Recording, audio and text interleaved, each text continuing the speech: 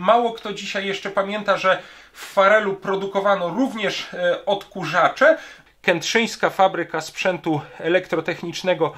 No i już widzę tutaj logo Opolskich Zakładów Silników Elektrycznych M6, czyli zakłady w Brzegu.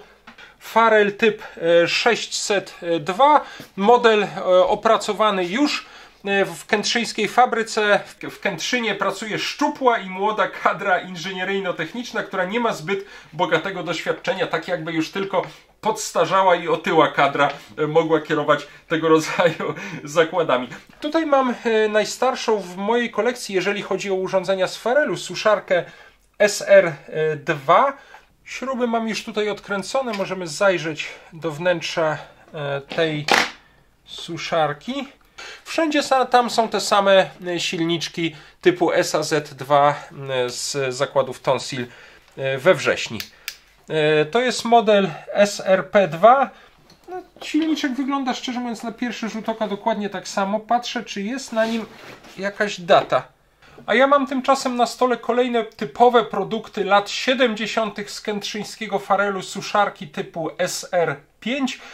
Nawiew chłodnego powietrza działa na pewno. Włączę nawiew ciepłego powietrza. O, i teraz chyba już uda nam się zdjąć tę pokrywę.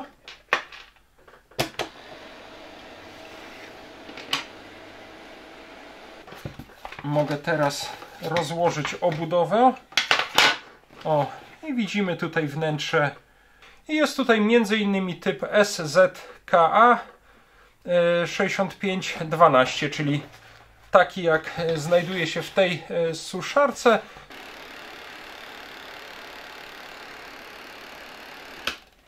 Ok. No to jest ten kultowy termowentylator, tak zwana farelka. Cześć, chciałem Was dzisiaj zaprosić na odcinek, który jest troszeczkę nietypowy jak na ten kanał, ponieważ zwykle w tych odcinkach oglądamy dosyć dokładnie jakieś jedno stare, zabytkowe urządzenie, a dzisiaj, jak widzicie, tych urządzeń na stole i obok stołu warsztatowego mam całkiem sporo, aczkolwiek wszystkie one mają ze sobą coś wspólnego, wszystkie one są ze sobą w pewnym sensie spokrewnione, ponieważ wszystkie pochodzą z tej samej fabryki, chociaż na przestrzeni lat działającej pod różnymi nazwami. Wszystkie te urządzenia, które tutaj koło mnie dzisiaj stoją, zostały wyprodukowane w kętrzyńskim Farelu. Dlaczego robię ten dzisiejszy odcinek? Planowałem właściwie montaż odkurzacza Zelmer 108, ale odłożyłem to na następną okazję, ponieważ dowiedziałem się ostatnio, że w Kętrzynie odbywa się bardzo ciekawy cykl spotkań wspomnieniowych dla mieszkańców, z mieszkańcami miasta. To jest cykl, który nosi nazwę Dekady i każde takie spotkanie obejmuje jakiś okres 10 kolejnych lat rozwoju miasta. Wiem, że było już takie spotkanie o latach 40. czy latach 50., a o ile wiem, na wiosnę planowane jest takie spotkanie o latach 60., potem o latach 70., 80. I dziękuję bardzo organizatorom tych spotkań za informacje i dziękuję też za kontakt i za pytanie o możliwość wykorzystania fragmentów filmów, które publikowałem tutaj na kanale o odkurzaczach Gamma 2 i odkurzaczu Farel 602 właśnie z kętrzyńskiego Farelu. Oczywiście filmy te jak najbardziej, czy ich fragmenty można na tych spotkaniach wykorzystać. Obiecałem też, że przygotuję kilka fotografii innych eksponatów, innych starych urządzeń, które mam w kolekcji, a które pochodzą właśnie z kętrzyńskiego Farelu. Z lat 60. akurat dużo takich eksponatów nie mam, ale mam kilka z lat 70., może kilka z lat 80. A przy okazji pomyślałem sobie, że warto będzie właśnie tę małą kolekcję urządzeń z Farelu spisać, sfotografować, skatalogować, zobaczyć, co tutaj jest i czego ewentualnie brakuje, a brakuje oczywiście jeszcze bardzo dużo. I dlatego pomysł na ten dzisiejszy odcinek. Po prostu chciałbym zobaczyć, jakie urządzenia z Farelu mam właściwie w kolekcji. Wygrzebałem chyba wszystko to, co z Farelem jest związane. Mam tutaj klasyczną farelkę, czyli termowentylator, chyba z lat 80., nie jestem tego jeszcze pewien, czyli to, co z Farelem kojarzy się najbardziej. No ale mam tutaj też urządzenia takie właśnie jak odkurzacze, o których już częściowo na kanale, nie o wszystkich, ale o niektórych częściowo na kanale mówiliśmy. No i mam tutaj przede wszystkim bardzo dużo różnych suszarek do włosów z Farelu, chociaż to jest właściwie tylko początek tej kolekcji suszarek do włosów, bo suszarek z Farelu było jeszcze bardzo dużo i mamy tutaj bardzo duże luki, braki i dużo urządzeń, które jeszcze w kolejnych miesiącach czy kolejnych latach na kanale na pewno obejrzymy. Mam nawet jedną kuchenkę elektryczną z Farelu, którą niedawno w jednym z odcinków oglądaliśmy. Także jeżeli Was to interesuje, bardzo zapraszam na ten odcinek. Nie będziemy bardzo szczegółowo tych urządzeń dzisiaj oglądać, ale chciałbym chronologicznie je tutaj przejrzeć, chciałbym troszkę informacji o nich wyszukać, a przede wszystkim chciałbym, bo nie we wszystkich przypadkach jest to jasne, ustalić, które urządzenia pochodzą z jakich lat i przygotować też ich fotografie na takie kolejne spotkania w Kętrzynie. Dlatego mam tutaj to, co widzicie obok mnie, takie tło fotograficzne, postawiony telefon na statywie, bo chciałbym właśnie przy okazji realizacji tego dzisiejszego odcinka trochę z tych urządzeń sfotografować, a do niektórych zajrzymy też do środka, bo czasami wskazówki na datę produkcji danego urządzenia znajdują się na przykład na silniku. Także zapraszam Was na ten trochę nietypowy, trochę inny odcinek poświęcony mojej małej kolekcji, która mam nadzieję, że z czasem urośnie, mojej małej kolekcji urządzeń związanych z kętrzyńskim Farelem. Tak jak powiedziałem, tych urządzeń z Farelu mam tutaj całkiem sporo. Część z nich odsunę teraz na bok, a chciałbym zacząć ten odcinek akurat od urządzeń, które z Farelem kojarzą się chyba najmniej i mało kto dzisiaj jeszcze pamięta, że w Farelu produkowano również odkurzacze, bo to są jednocześnie chyba najstarsze związane z Farelem eksponaty, które mam w kolekcji, pochodzące z połowy lat 60. No właśnie, odkurzacze. Jeden z tych odkurzaczy produkowanych w kętrzyńskim Farelu już tutaj w oddzielnym odcinku na kanale co najmniej rok temu, myślę, że może nawet ze 2 lata temu oglądaliśmy. Link do tego odcinka zamieszczę zarówno na końcu tego filmu, jak i w opisie tego nagrania. To jest oczywiście odkurzacz Gamma 2. Odkurzacz, który pochodzi z roku 1965, aczkolwiek tutaj nie ma na nim tabliczki znamionowej, jest oderwana, ale tabliczkę znamionową sobie za chwilkę jeszcze przy innym odkurzaczu Gamma 2 obejrzymy. Natomiast na silniku, który znajduje się wewnątrz tego odkurzacza, znajduje się data 1965, czyli możemy wychodzić z założenia, że cały ten odkurzacz pochodzi z 65 roku. To jest, nawiasem mówiąc, silnik typu KASB 7030 z opolskich zakładów silników elektrycznych w Brzegu, oznaczonych symbolem M6. Taki sam silnik zresztą tego samego typu KSB 7030 znajduje się także w tym odkurzaczu Farel 602, no i pewnie też w tym odkurzaczu Gamma 2, aczkolwiek do tego jeszcze nie zaglądałem, możemy to później w trakcie tego nagrania zrobić. To jest odkurzacz, którego produkcję chyba właśnie w roku 65 przeniesiono z rzeszowskiej fabryki sprzętu gospodarskiego do ówczesnej kętrzyńskiej fabryki sprzętu elektrotechnicznego, która, nawiasem mówiąc, właśnie w roku 1965 zmieniła nazwę ze wcześniejszej fabryki sprzętu kablowego K16. Ten numer K16 zresztą jeszcze będzie widniał na tabliczce znamionowej z napisem Kętrzyńska Fabryka Sprzętu Elektrotechnicznego. Czyli był to tak naprawdę jeden z pierwszych produktów właśnie kętrzyńskiej fabryki sprzętu elektrotechnicznego. A propos tych pierwszych produktów kętrzyńskiej fabryki działającej pod nową nazwą, to przypomniało mi się, że mam bardzo ciekawy dokument z zasobów Archiwum Państwowego w Olsztynie, dlatego chciałem zrobić tutaj króciutkie uzupełnienie już na etapie montażu filmu. Wyświetlę Wam tutaj zarządzenie ministra przemysłu ciężkiego z 1 lutego 1965 roku, to było zarządzenie ministra Jana Szewczyka, o zmianie właśnie nazwy Kętrzyńska Fabryka Sprzętu Kablowego na Kętrzyńska Fabryka Sprzętu Elektrotechnicznego, której przedmiotem działania miała być od tej pory produkcja urządzeń i osprzętu elektrotechnicznego, a w tym rozporządzeniu czy zarządzeniu są też wzmianki o wcześniejszych nazwach. Od 1951 roku Kętrzyńskie Zakłady Przemysłu Sportowego i od 1958 roku właśnie Kętrzyńska Fabryka Sprzętu Kablowego, czyli od 1965 roku już do Kętrzyńskiej Fabryki sprzętu elektrotechnicznego przeniesiono produkcję, w tym przypadku odkurzaczy Gamma 2 z Rzeszowa, ale nie tylko, bo już wkrótce przeniesiono do niej też produkcję innych urządzeń, co zresztą nie wszystkim się podobało, ale o tym powiemy troszeczkę dalej. Kilka lat później, pod koniec lat 60. przeniesiono tam także produkcję suszarek Fema z bydgoskiej Eltry, ale o tym powiemy za chwilkę. Także w każdym razie te odkurzacze od roku 1965 produkowane były w kętrzyńskim Farelu, już nie w rzeszowskiej fabryce sprzętu gospodarskiego. Takich odkurzaczy Gamma 2 przepraszam, takich odkurzaczy Gamma 2 z Rzeszowa oglądaliśmy tutaj na kanale już kilka, a w odcinku o tym odkurzaczu mówiłem dosyć długo o różnicach, które występują pomiędzy tymi modelami z Rzeszowa i z Kętrzyna. Przede wszystkim jest ten bardzo charakterystyczny napis Gamma 2 z farelu, zupełnie inny niż wykonany tutaj zresztą na drugiej stronie, taki trochę jeszcze stylizowany na archaiczne pismo ręczne napis Gamma 2 na odkurzaczach z Rzeszowa i troszeczkę innego kształtu jest ta rączka, inny jest też wyłącznik na tym odkurzaczu. Poza tym właściwie są te odkurzacze z Kętrzyna i z Rzeszowa identyczne, łącznie z zastosowanymi w nich silnikami, przynajmniej w niektórych modelach. W obydwu tych modelach, zarówno z Rzeszowa, jak i z Kętrzyna, można było zastosować taką suszarkę do włosów na wylocie powietrza z odkurzacza. To jest, nawiasem mówiąc, jeszcze suszarka z rzeszowskiej fabryki sprzętu gospodarskiego. Przyznaję, że ja chyba nie widziałem do tej pory takich suszarek z logo Farelu. Jeżeli taką kiedyś znajdę, to bardzo chętnie ją do mojej kolekcji dołączę. Także mamy tutaj chyba jeden z najstarszych eksponatów. Te dwa odkurzacze właściwie razem są najstarszymi eksponatami związanymi z pierwszymi latami funkcjonowania Kętrzyńskiej Fabryki Sprzętu Elektrotechnicznego w Kętrzynie z roku 1965.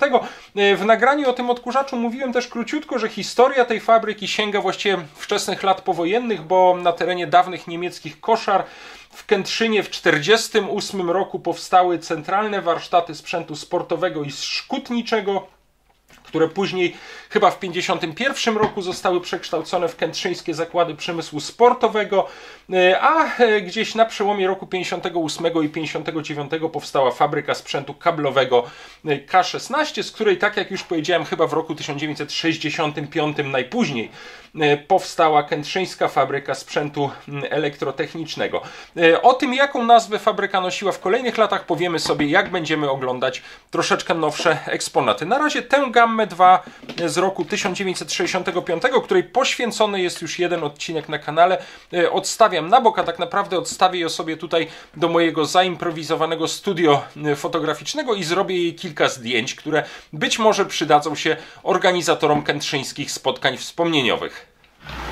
A to jest kolejny odkurzacz Gamma 2, identyczny model jak ten, który przed chwilą widzieliśmy, który niedawno dołączył do mojej kolekcji. Jak widzicie, wymaga on jeszcze gruntownego wyczyszczenia. Brakuje tutaj tego paska naramiennego, który widzieliśmy przy poprzednim odkurzaczu, ale poza tym jest kompletny, jest całkiem ładnie zachowany. No i to, co jest dla mnie najważniejsze i to, co zachęciło mnie do kupna tego odkurzacza, to jest zachowana tutaj bardzo cenna dla mnie tabliczka znamionowa, bo do tej pory przy tym poprzednim odkurzaczu Gamma 2 takiej tabliczki nie miałem, chociaż próbowałem ją w odcinku o tamtym odkurzaczu odtworzyć na podstawie tabliczek, które widziałem w internecie. No i mamy tutaj przede wszystkim ten symbol K16, który pochodzi jeszcze z czasów z końca lat 50. czy do połowy lat 60., kiedy fabryka nosiła nazwę Fabryki Sprzętu Kablowego K16. Mamy już tutaj, no wtedy w połowie lat 60. nową nazwę Kętrzyńska Fabryka Sprzętu Elektrotechnicznego w Kętrzynie. Mamy tutaj numer odkurzacza, przyznaję, że nie wiem, chyba 6733 chyba, tak mi się wydaje. Mamy tutaj typ odkurzacza A6C, moc 130 W, prąd przemienny, napięcie 220 V, częstotliwość sieci 50 Hz, praca C, czyli praca ciągła, symbol urządzenia w drugiej klasie ochronności niewymagającego uziemienia. Mamy tutaj cenę detaliczną chyba 950 zł, albo 900, albo 950 zł. No i mamy rok produkcji 1965, czyli kolejny odkurzacz pochodzący z roku 1965. Przyznaję, że nie wiem, jak długo te odkurzacze Gamma 2 w Kętrzynie produkowano. Na pewno w 1966 roku wszedł już do produkcji ten odkurzacz Farel, który przez co najmniej kolejny rok, może 2 lata był produkowany. Widziałem taki list do fabryki w Kętrzynie, chyba z jakiejś sieci usługowej, czy z sieci naprawczej, czy sieci serwisowej, chyba z Koszelina, która w 1968 roku zamawiała części do odkurzacza Gamma 2. Ale jak długo w Kętrzynie odkurzacze Gamma 2 powstawały, przyznaję, że nie wiem. Chyba w 1966-1967 roku jeszcze były produkowane, czy po 1967 roku Tego nie wiem, nie widziałem do tej pory, prawdę mówiąc, innych egzemplarzy odkurzacza niż opatrzonych datą chyba 66 rok najpóźniej.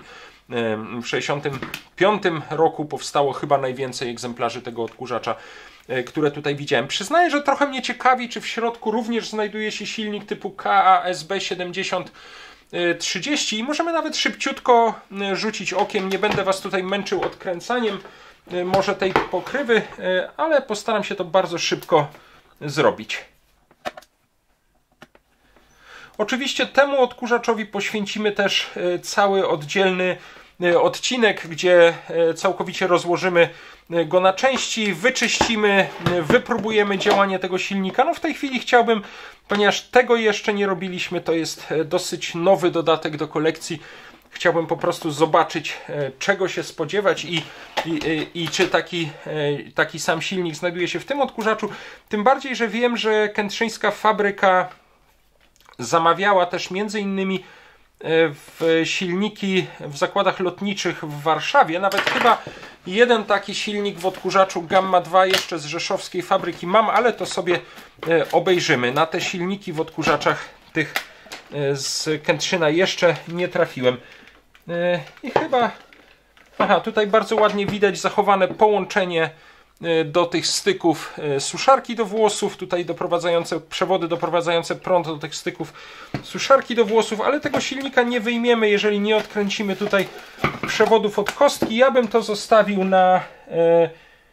na czas, kiedy będziemy robić dokładny przegląd tego silnika. On jest naprawdę w środku, z tego co widzę, brudny, jest tutaj dużo kurzu, ale wydaje mi się, że uda mi się to na tyle wyczyścić, żeby typ tego silnika zobaczyć. No i już widzę tutaj logo opolskich zakładów silników elektrycznych M6, czyli zakłady w Brzegu. I wydaje mi się, że widzę też KASB chyba 7030, czyli dokładnie taki sam silnik jak ten, który już oglądaliśmy. Dobra, nie będę tego silnika wyciągał, czyli w obydwu tych odkurzaczach Gamma 2 mamy praktycznie dokładnie te same silniki. Myślę, że już dosyć niedługo zrobię odcinek poświęcony też temu odkurzaczowi. Bardzo mnie ciekawi, czy on funkcjonuje, czy on działa, ale nie będę go włączał bez uprzedniego sprawdzenia. Tym bardziej, że widziałem tam, że nie jestem pewien, czy kondensator nie uległ uszkodzeniu, także trzeba to będzie spokojnie sprawdzić. Ok, odkurzacz mam już zmontowany, odstawiam go też na bok, tak jak powiedziałem, będzie on na pewno tematem jednego z najbliższych odcinków.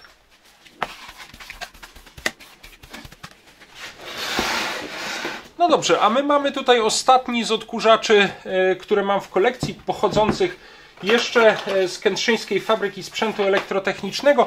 To jest odkurzacz z roku 1966, to jest odkurzacz Farel typ 602, model opracowany już w kętrzyńskiej fabryce, w przeciwieństwie do Gammy 2, która była jeszcze odkurzaczem opracowanym w rzeszowskiej fabryce sprzętu gospodarskiego.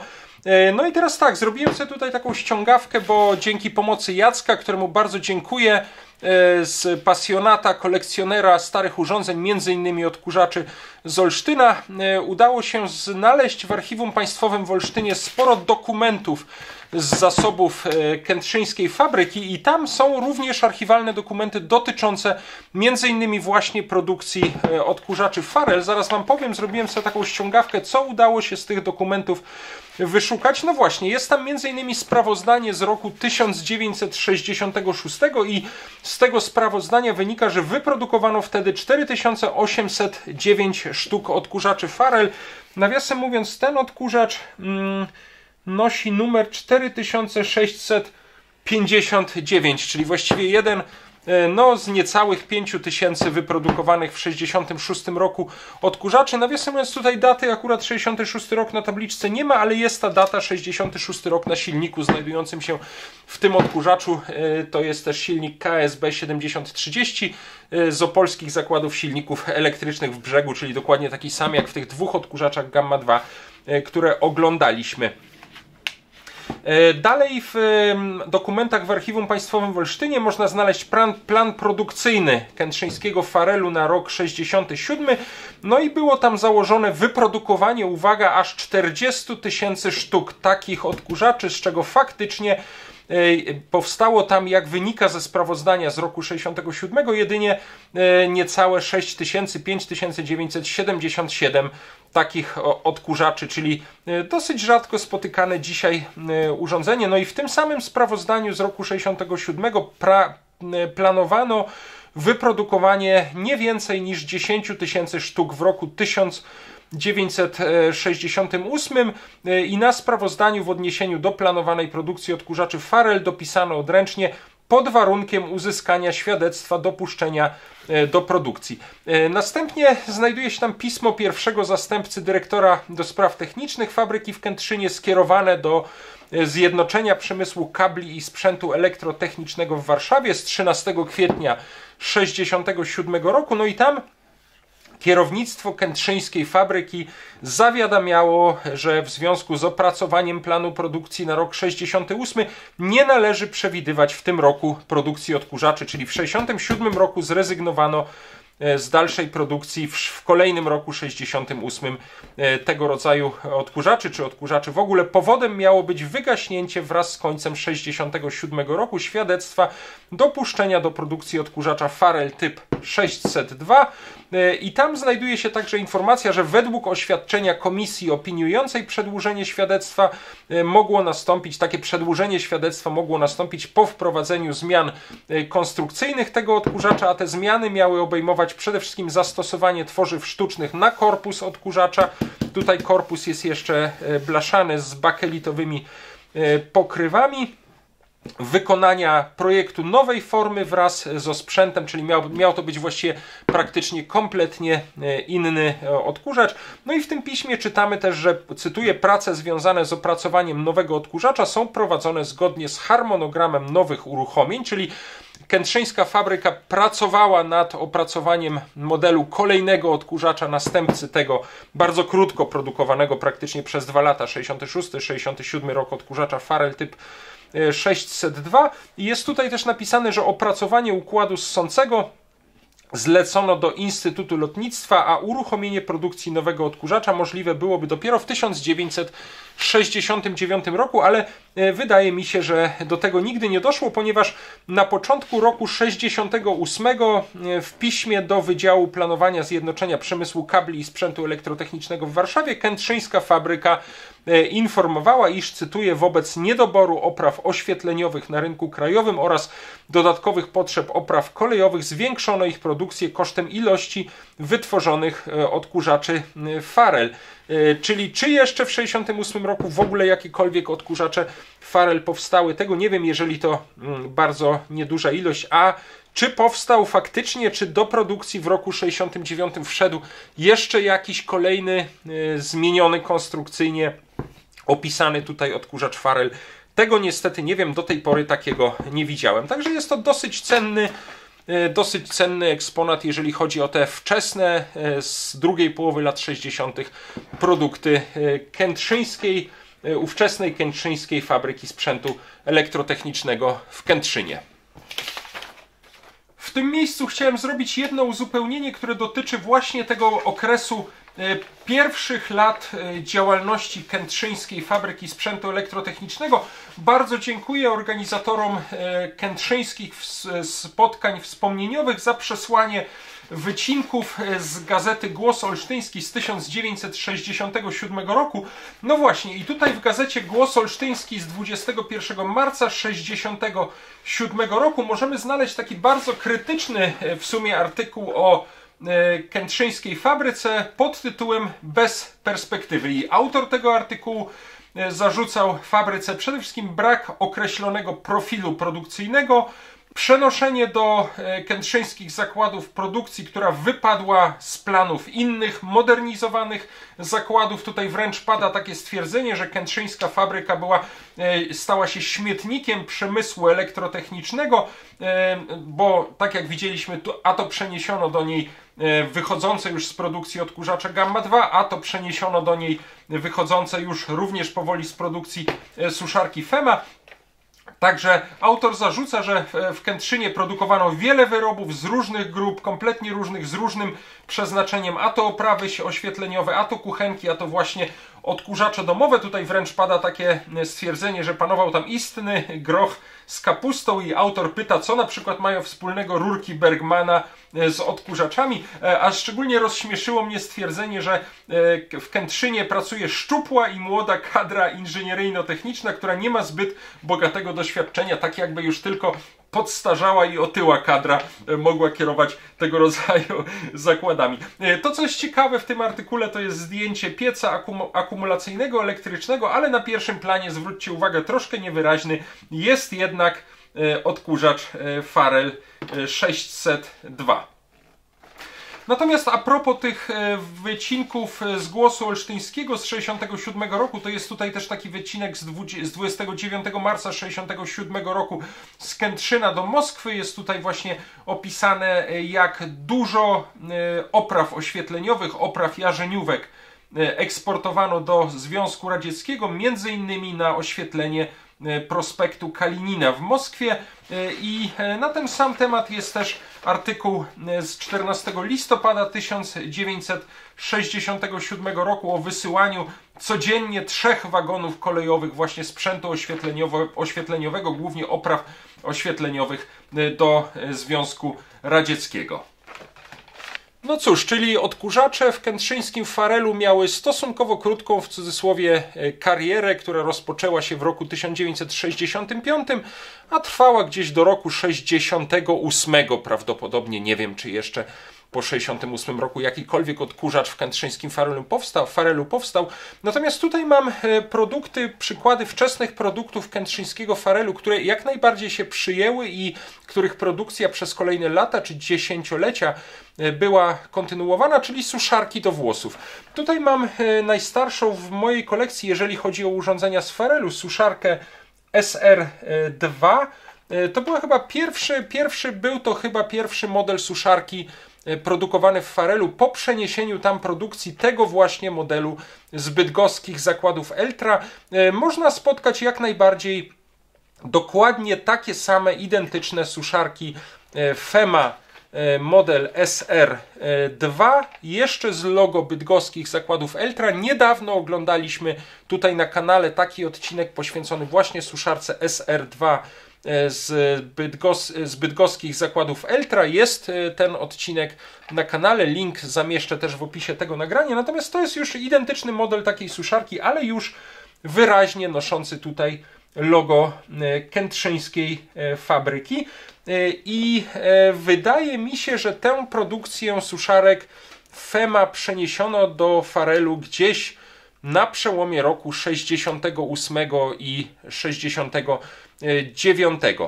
Możemy w tej suszarce Fema SR2 z bydgoskiej Eltry, którą oglądaliśmy na kanale, mogę to wyświetlić też tutaj zdjęcie z boku, znaleźliśmy silnik z zakładów Tonsil we wrześniu z roku 1968. Przyznaję, że tę suszarkę z ciekawości rozmontowałem i znajduje się tam również silniczek z zakładów Tonsil, również taki sam jak w tym modelu z Eltry typ SAZ2, ale na silniczku znajduje się z boku pieczątka z datą 1969, czyli zakładam, że ta suszarka pochodzi już z roku 1969, czy jeszcze w 1968 roku były produkowane, czy już w 1968 roku były produkowane suszarki Fema SR2 w Farelu. Tego niestety nie wiem, także podejrzewam, że ten model SR2 to był to właśnie pierwszy model suszarek Fema, których produkcję rozpoczęto w kętrzyńskim Farelu, a na kanale oglądaliśmy też modele RSW1 i RSW3 z bydgoskiej Eltry z połowy lat 60., z 65 czy z 67 roku, czyli te typowe modele produkowane w bydgoskich zakładach. No i tutaj mam obok kolejny model suszarki Fema produkowany w kętrzyńskim Farelu. To jest model SR3, czyli następca tego modelu SR2. No, Obudowa z zewnątrz jest praktycznie identyczna, wylot powietrza jest identyczny. Mamy tutaj na obydwu tych modelach ten wyłącznik bimetaliczny, który w razie przegrzania tutaj tej całej nagrzewnicy rozłączał obwód prądu i później, żeby suszarka znowu mogła zacząć grzać, po jej ostudzeniu trzeba było tutaj po prostu wcisnąć ten przycisk. Natomiast taką największą różnicą pomiędzy tymi suszarkami jest różnica w tych wyłącznikach. Tu mamy jeszcze takie, przepraszam w cudzysłowie, suwaki, a tutaj mamy już taki klasyczny kołyskowy wyłącznik. Jeden uruchamiający nawiew chłodnego powietrza, czyli uruchamiający silniczek, a drugi dodatkowo uruchamiający spiralkę grzewczą umieszczoną tutaj na wylocie powietrza. Także no, wtyczki są też troszeczkę inne. Także te wyłączniki to jest właściwie chyba główna różnica pomiędzy tymi suszarkami. Bardzo mnie ciekawi, jaki silnik znajduje się w tej suszarce SR3, czy ona faktycznie różni się też silniczkiem poza tylko tym wyłącznikiem. Możemy nawet szybko do niej zajrzeć, chociaż oczywiście będzie też zupełnie oddzielny odcinek poświęcony tej suszarce. Nawiasem mówiąc, to jest oryginalne opakowanie właśnie od tej suszarki SR3, jeszcze z napisem Kętrzyńska Fabryka Sprzętu Elektrotechnicznego Farel, Kętrzyn, Chrobrego 5. No i tutaj mamy datę 6 lipca 1970 roku, czyli ta suszarka pochodzi z roku 1969, na co wskazuje data na silniku. Ta pochodzi już z połowy roku 1970. Na obydwu jest chyba zgodność z tą samą normą z 1964 roku. Na obydwu tabliczkach jest wymieniona moc 300 watów. Czyli pod tym względem, jeżeli chodzi tutaj o dane na tabliczkach, one niczym się od siebie nie różnią, ale ja bym tak szybko chciał zajrzeć do tej suszarki, żeby zobaczyć, jaki silniczek się w niej znajduje. Tutaj zauważyłem, że niestety, jak to często bywa, muszę fabryczną plombę jeszcze niestety zniszczyć, żeby dostać się do wnętrza tej suszarki, no ale trudno, no taka jest rola tego kanału, żeby obejrzeć, jak takie urządzenia są zbudowane. W każdym razie wiemy, że ta suszarka od czasu jej wyprodukowania w roku 1970 nie była nigdy otwierana, nie była nigdy naprawiana. Śruby mam już tutaj odkręcone, możemy zajrzeć do wnętrza tej suszarki. Tak, o, tutaj widzę, że jakiś kawałeczek malutki tej obudowy odpadł, widocznie był pęknięty. Spróbujemy go przykleić. No i widać tutaj też silniczek, który chyba tak jak w tej suszarce ma etykietkę naklejoną tam od strony łożyska wewnętrznego, ale jest tutaj data 1970 rok i moim zdaniem też jest to silniczek SAZ2. Możemy odkręcić jeszcze te dwie śruby i po prostu zajrzeć, podnieść troszkę ten silniczek i zajrzeć na jego etykietkę. Wcześniej na tych starszych suszarkach z bydgoskiej Eltry ta etykietka była naklejana. Tutaj można było zobaczyć logo zakładów Tonsil we wrześniu, typ silnika. Tutaj trzeba wszystko to odkręcić, wyjąć ten silniczek i dopiero od spodu jest taka etykietka naklejona tutaj dookoła łożyska. Tak, SAZ2. A jest Tonsil, tak, jest logo zakładów Tonsil tutaj na tej takiej malutkiej czerwonej etykietce. Czyli silnik z zakładów Tonsil z 1970 roku. Już przykręcam ten silnik ponownie na miejsce. Nie czyszczę tego teraz, będziemy to robić w odcinku o tej suszarce. Wtedy ją sobie dokładnie obejrzymy i sprawdzimy sobie wtedy też jej działanie. Ok. No i tutaj ładnie widać ten nowego typu wyłącznik.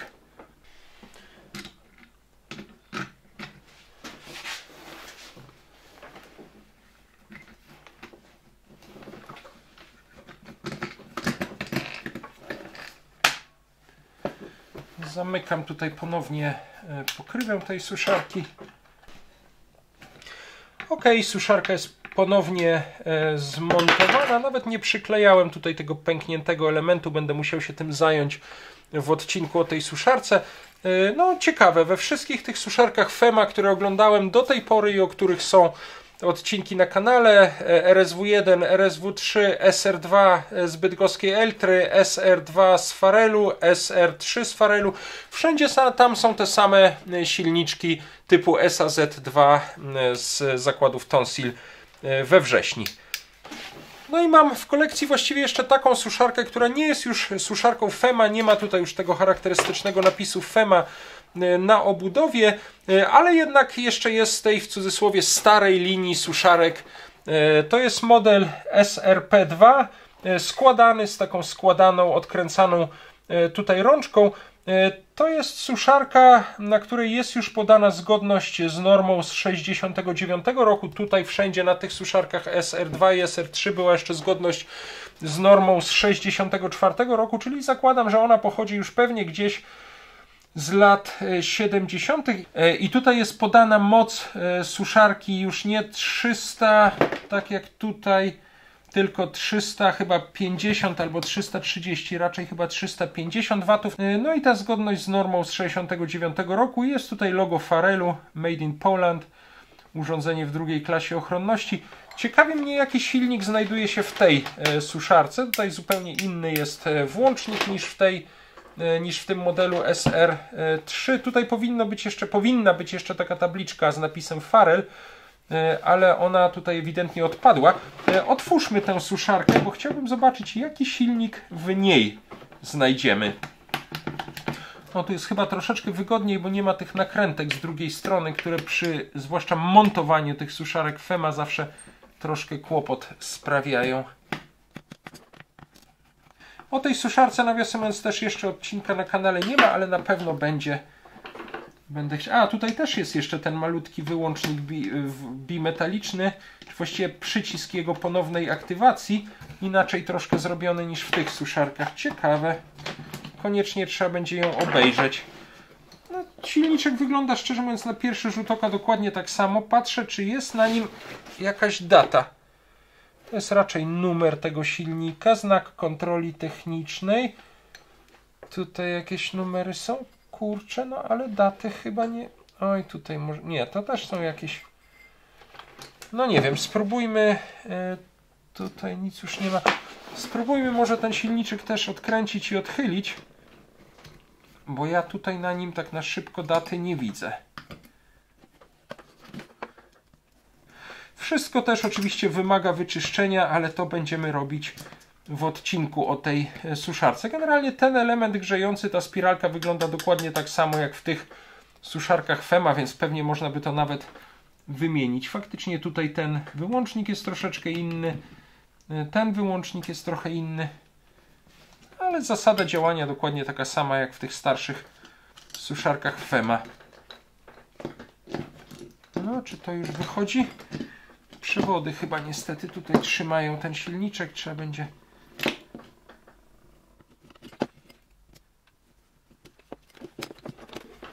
Tak, też jest taka sama czerwona etykietka jak ta, którą przed chwilą widzieliśmy. Też Tonsil, logo Tonsilu SAZ2, ale tutaj data powinna być jeszcze gdzieś, jakaś pieczątka z datą. No nie wiem, jakieś numery tutaj są, ale daty niestety nie widzę. W nagraniu o tej suszarce spróbujemy tutaj odchylić tę klamerkę i ten silnik troszkę lepiej wyjąć, raz do czyszczenia, a dwa, żeby go obejrzeć. Może jednak gdzieś tam jakimiś malutkimi cyferkami data jest napisana. No ja jej tutaj niestety nie widzę.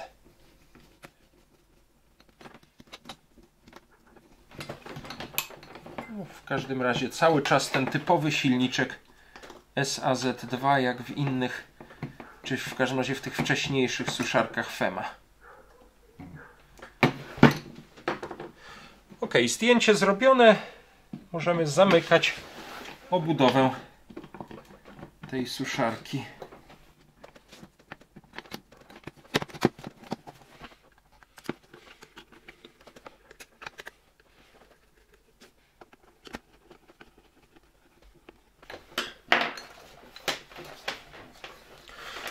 No i suszarkę SRP2 też mamy zmontowaną. To, czego nie udało mi się na pewno ustalić, to data produkcji tej suszarki. No na pewno po 1969 roku, raczej gdzieś już początek lat 70. prawdopodobnie. Może jeszcze uda się przy dokładniejszym przeglądzie tej suszarki datę ustalić, a może Wy macie tego rodzaju suszarki na przykład z opakowaniem i wiecie dokładnie, w jakich latach były produkowane.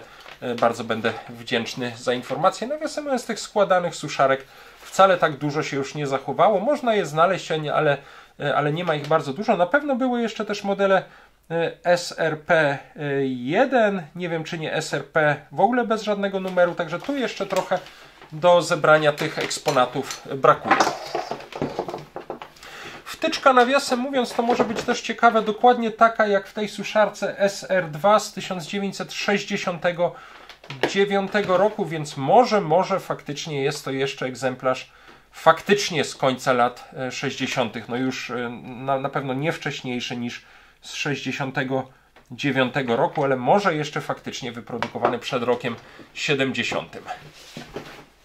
No właśnie, i w tym miejscu a propos daty produkcji tych suszarek SRP2 i wcześniejszych suszarek SR3, a także nowszych suszarek SR5, przypomniało mi się, że mam jeszcze jedno ciekawe pismo pochodzące z zasobów Archiwum Państwowego w Olsztynie. To jest pismo Kętrzyńskiej Fabryki do Zjednoczenia Przemysłu Kabli i Sprzętu Elektrotechnicznego w Warszawie dotyczące korektu planu produkcji na rok 1971 i w tym piśmie czytamy m.in., że plan w roku 1971 zmniejszony został o 30 000 sztuk suszarek SR3, czyli tych, które już tutaj wcześniej widzieliśmy. Przepraszam, to jest SR2, SR3.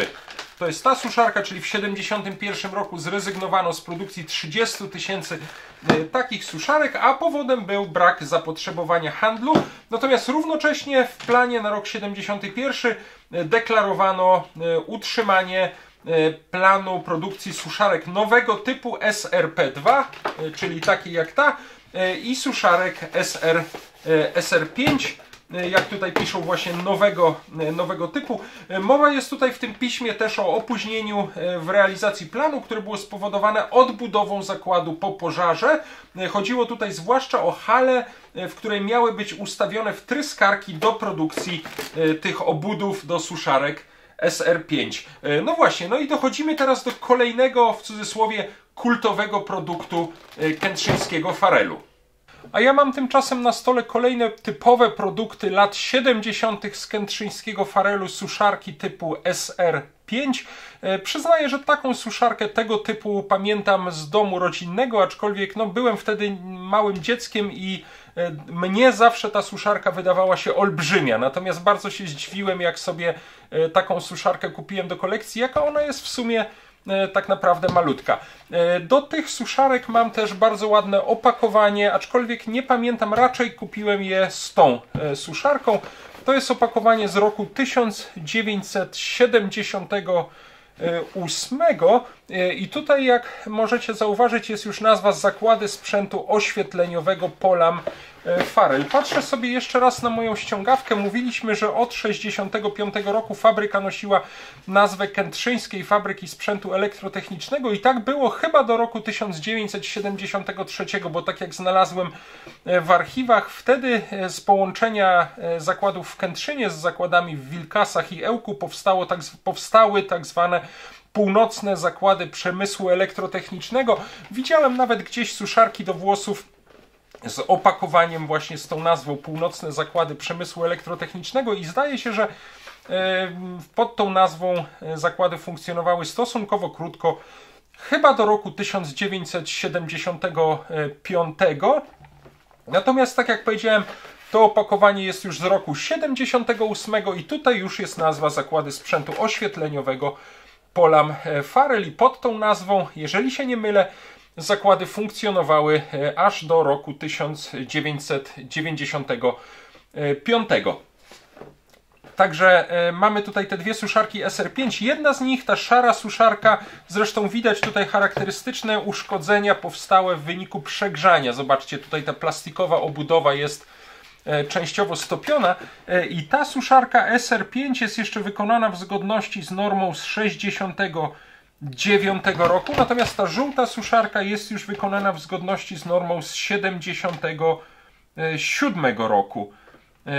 Tak przynajmniej można przeczytać na obudowie, czyli ta jest prawdopodobnie gdzieś z pierwszej połowy, czy z połowy lat 70., ta już z drugiej połowy lat 70. Przyznaję, że ciekawi mnie bardzo, jakie silniki znajdują się w tych suszarkach. Może tę suszarkę obejrzymy sobie już w odcinku, który będzie jej poświęcony. Nawiasem mówiąc, możemy szybko sprawdzić, czy ta suszarka działa. Ona jest w stosunkowo dobrym stanie, więc powinna funkcjonować. Nawiew chłodnego powietrza działa na pewno. Włączę nawiew ciepłego powietrza.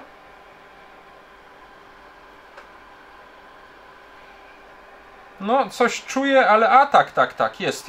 Już leci tutaj też cieplutkie powietrze. No, teraz już się nagrzała. Przyznaję, że troszkę to trwało. No i zapach jest. O tak, taki charakterystyczny. Aczkolwiek no nie widzę, żeby tutaj ta nagrzewnica jakoś nadmiernie się nagrzewała. Teraz już grzeje całkiem ładnie, cieplutko, ciepłym powietrzem. Dobra, wyłączam grzanie ciepłym powietrzem. Wyłączam suszarkę. Ta suszarka jest sprawna. Może rozkręcimy ją już w odcinku, który będzie tej suszarce poświęcony. Natomiast z ciekawości chciałbym zajrzeć do tej, jak widzicie, częściowo stopionej suszarki, chyba starszej, typu SR5. Chciałbym zobaczyć, jaki silnik znajduje się w tej suszarce. Do tej pory obejrzeliśmy sobie tylko silniki w suszarkach Fema.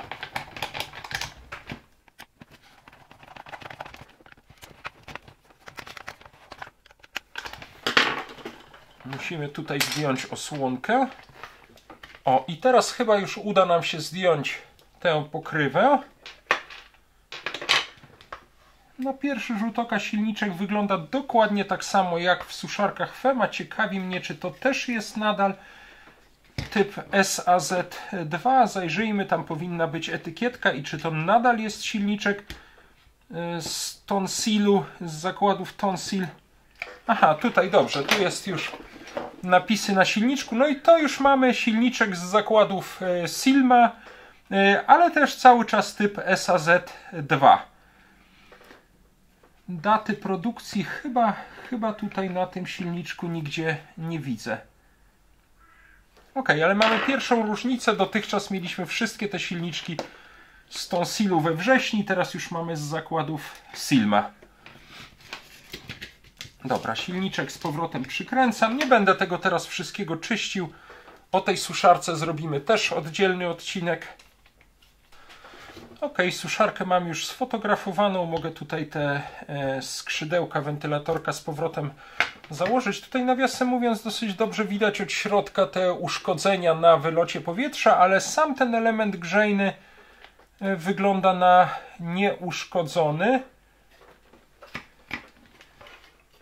Tak, po prostu przegrzało się. Tutaj już jak widać nie ma takiego bimetalicznego zabezpieczenia przed przegrzaniem, jakie widzieliśmy w suszarkach Fema. Przynajmniej nie widzę czegoś takiego, chociaż nie, coś tu chyba jest.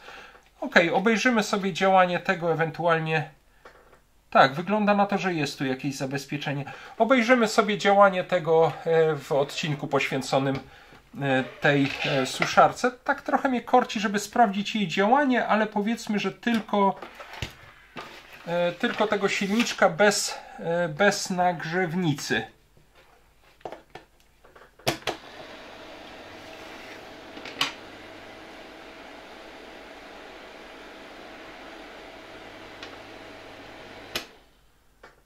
No fajnie, przypuszczam, że zrobimy sobie też test tego, ale przypuszczam, że ta spiralka również działa. No dobra, to zakładam teraz też tę część obudowy. To tutaj troszeczkę ta zniekształcona osłonka wylotu powietrza przeszkadza, ale momencik, o, chyba się to udało. W sumie taki zniekształcony element tej suszarki też jest fajny. Można pokazać, że była to chyba jednak dosyć częsta wada tych suszarek, bo dosyć sporo egzemplarzy właśnie z takimi śladami przegrzania widziałem. Ok, suszarkę mamy ponownie zmontowaną. Przyznaję, że bardzo mnie ciekawi, jaki silnik znajduje się w tej troszeczkę nowszej suszarce SR5, ale ona jest jeszcze zalakowana Tutaj jest to wypełnione jakimś taka plomba z laku z literką F, czyli suszarka nie była jeszcze nigdy otwierana, nie była reperowana. Zróbmy to jednak w odcinku o tej suszarce. Będzie to zachęta, żeby taki odcinek możliwie szybko zrobić. Dobra, to obejrzeliśmy sobie tutaj szybciutko te dwie suszarki SR5, troszkę starszą, troszkę nowszą. Do tej nowszej mam takie opakowanie z 78 roku. Mam jeszcze, pokazywałem to w takim filmiku niedawno, dostałem w prezencie, jeszcze raz za to dziękuję, kilka części do różnych suszarek. Tutaj jest m.in. obudowa właśnie do suszarki SR5. Tu jest w ogóle obudowa, pusta obudowa do suszarki SR11, też z farelu, takiej niestety w tej chwili nie mam, ale mam nadzieję, że też o takiej suszarce zrobimy sobie oddzielny odcinek. Tutaj są kilka tych wentylatorków do różnych suszarek. Są tutaj te elementy grzejące również do kilku suszarek z farelu. Także to też warto będzie uwzględnić przy jakichś kolejnych nagraniach. No i kolejna suszarka z farelu z ładnym tutaj logo Farel na obudowie. To jest ten model albo SRN15 albo SRN15A. Przepraszam, nie jestem pewien, mam tylko tę suszarkę, nie mam innej do porównania, a tutaj niestety brakuje tabliczki, która znajdowała się po tej części obudowy, ale na pewno tych suszarek tego typu będę jeszcze kilka miał. Być może, że ta pochodzi już nawet z lat 80. Przyznaję, że nie mam takiego dużego doświadczenia z tymi suszarkami. Nawet chciałbym ewentualnie do niej teraz zajrzeć, bo może znajdziemy w niej jakąś wskazówkę. Tym bardziej, że są tutaj tylko dwie śruby mocujące. Tutaj mam wrażenie, że jedna była zalakowana, ale wygląda to tak, jakby już ktoś kiedyś ją otwierał. Nie mam pojęcia, czy ta suszarka jest sprawna. Możemy to też za chwilkę wypróbować.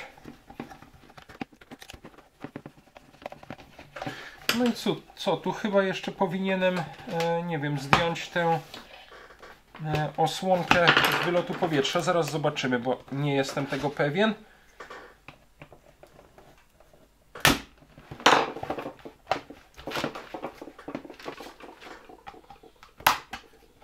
Aha, przyciskając tutaj po prostu przez ten otworek. Dobra, zdjąłem tę osłonkę. Mogę teraz rozłożyć obudowę. O, i widzimy tutaj wnętrze tej suszarki typu SRN. Nawiasem mówiąc, to jest taka suszarka, jakiej budowa i sposób wykonania napraw jest opisany w takiej broszurce Sam naprawiam urządzenia domowe Romana Waliłko. To było wydawnictwo specjalne Świata Mody z 1987 roku. To przy jakiejś okazji już sobie tę broszurkę oglądaliśmy. A tutaj chciałbym też obejrzeć silniczek tej suszarki. Ona jest niestety dosyć brudna. Zobaczmy. Może wystarczyłoby, gdybym zdjął tę plastikową część, te łopatki wentylatorka, ale ja ten silniczek odkręcę, zobaczymy, może są na nim jakieś widoczne napisy. No już mogę podnieść silniczek. Czy tu są jakieś napisy z tej strony? Niestety nie, jest tylko dużo brudu. Tutaj żadnych napisów. Ach, tutaj widzę z boku napisy, dobrze. Już widzę logo zakładów Silma. Nie widzę chyba niestety daty produkcji tego silnika. Jest tutaj chyba model SZKA 6512. Pozwólcie, że ja... No jest to niestety albo zatarte, albo zabrudzone. Pozwólcie, że ja zaraz przyniosę katalog silniczków małej mocy z lat 80. i zobaczymy, czy ten silnik w tym katalogu znajdziemy. W każdym razie to już nie jest chyba pierwsza suszarka, którą tutaj oglądamy, w której już nie znajduje się silnik typu SAZ2. Ok, przyniosłem tutaj katalog silników elektrycznych małej mocy z 1984 roku. Poszukałem troszeczkę i jak najbardziej jest tutaj silniki indukcyjne jednofazowe z pomocniczym uzwojeniem zwartym i jest tutaj m.in. typ SZKA 6512, czyli taki jak znajduje się w tej suszarce. Zastosowanie: silniki są przeznaczone do napędu urządzeń powszechnego użytku. Proponuję, żebyśmy poczytali więcej o tym silniku. To nie jest długi rozdział, ale więcej o nim poczytamy już w odcinku poświęconym tej suszarce. W każdym razie cieszę się, że udało się też zidentyfikować ten silnik. No i tutaj jest producent, Zakład Silników Elektrycznych Małej Mocy Silma Sosnowiec. Fajnie, czyli ta suszarka jest już przejrzana, nie będę jej czyścił, obejrzymy ją w odcinku o niej. Tak sobie myślę, że możemy jeszcze na próbę tę suszarkę podłączyć do zasilania. W ten sposób jest wyłączona. Ostrożnie włączę samą pracę tego silniczka, tego wentylatorka.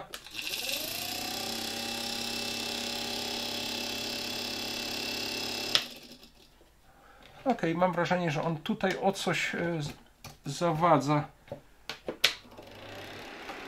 O, ale tylko w tej pozycji leżącej. Jak pracuję w ten sposób, tak jak suszarka jest normalnie trzymana, to już tutaj nic nie zawadza.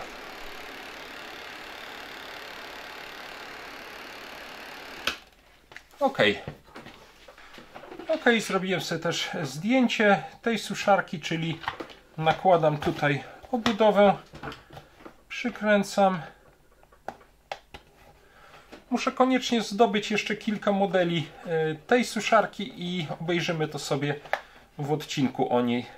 Szkoda, że przy tej brakuje tutaj tabliczki. Suszarka jest kupiona na bazarze Staroci.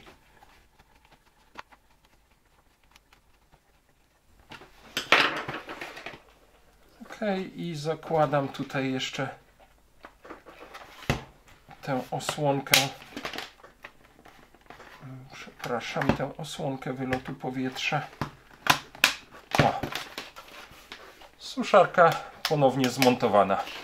Kolejny produkt kętrzyńskiego Farelu, tutaj już z lat 80. Kolejne eksponaty z kętrzyńskiego Farelu, już raczej z lat 80. No to jest ta kuchenka elektryczna z 86 roku. I to jest taka oprawka oświetleniowa, którą gdzieś ostatnio chyba znalazłem na ulicy. Nie pamiętam. Polam Farel. Tu chyba jeszcze jakiś regulator powinien się znajdować, jeżeli dobrze pamiętam. Co ciekawe, więcej oprawek oświetleniowych bądź co bądź z zakładów sprzętu oświetleniowego chyba w domu nie mam, ale może coś jeszcze trafię. Będzie też do katalogu tych różnych produktów z Farelu. No i został mi jeszcze tak naprawdę chyba najważniejszy element, jeżeli chodzi o Farel.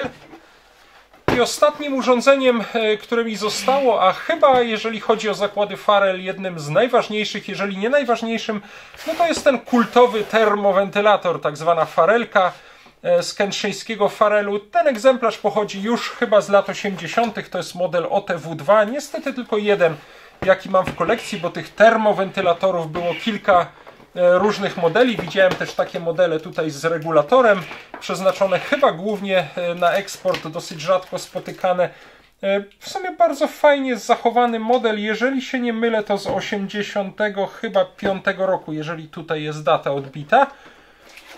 Przyznaję, że nawet nie wiem, czy ten termowentylator działa. Możemy sprawdzić, włączyć na chwilkę samo.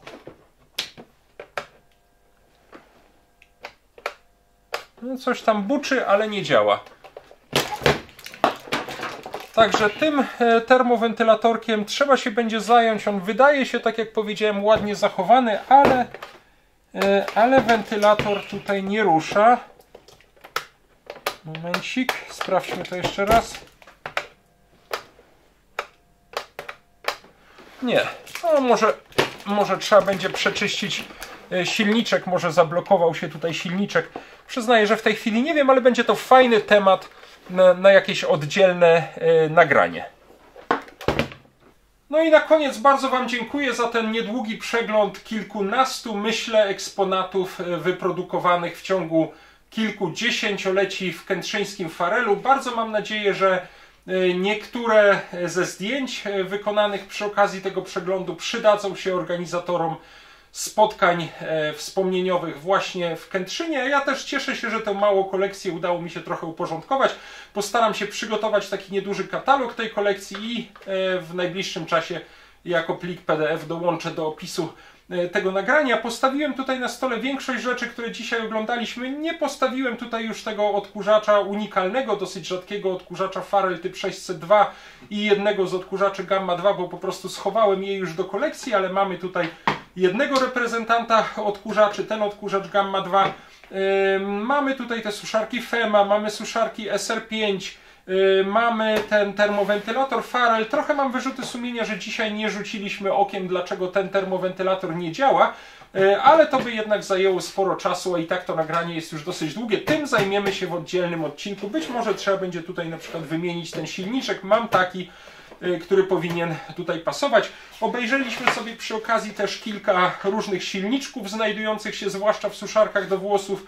Jeden z tych silników z tej suszarki z lat 80. znaleźliśmy w katalogu silników małej mocy. Rzuciliśmy okiem na taką instrukcję naprawy tej suszarki. Obejrzymy to sobie jeszcze w poświęconym jej odcinku.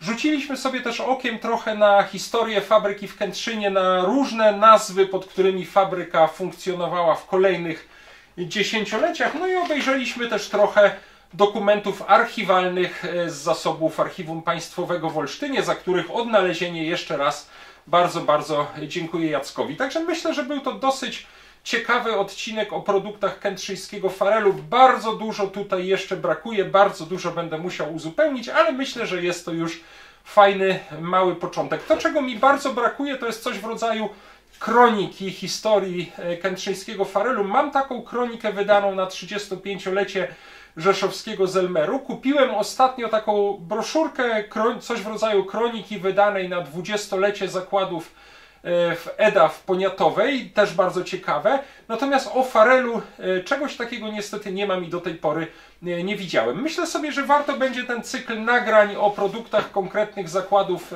kontynuować. Na pewno będę mógł zrobić coś takiego o różnych produktach właśnie zakładów w Poniatowej, no o rzeszowskim Zelmerze, czy o wcześniejszej rzeszowskiej fabryce sprzętu gospodarskiego mówimy ciągle, więc tych eksponatów mam najwięcej, ale może też bydgoskiej Eltry.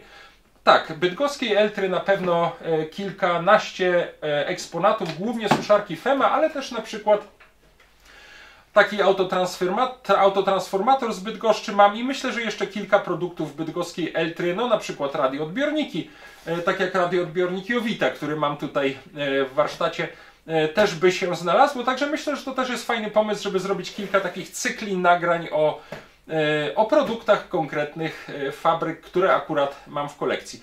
Ale na dzisiaj tyle wystarczy. Mam nadzieję, że to nagranie o Farelu było dla Was ciekawe, że przynajmniej w niektórych miejscach znaleźliście niektóre rzeczy, które Was zainteresowały. No i do zobaczenia w następnych odcinkach. Dzięki za dzisiaj, cześć, do następnego razu. Czyli został mi jeszcze ten jeszcze raz. 30 albo raczej 350 watowy, Boże, nie silniczek, przepraszam, co ja mówię.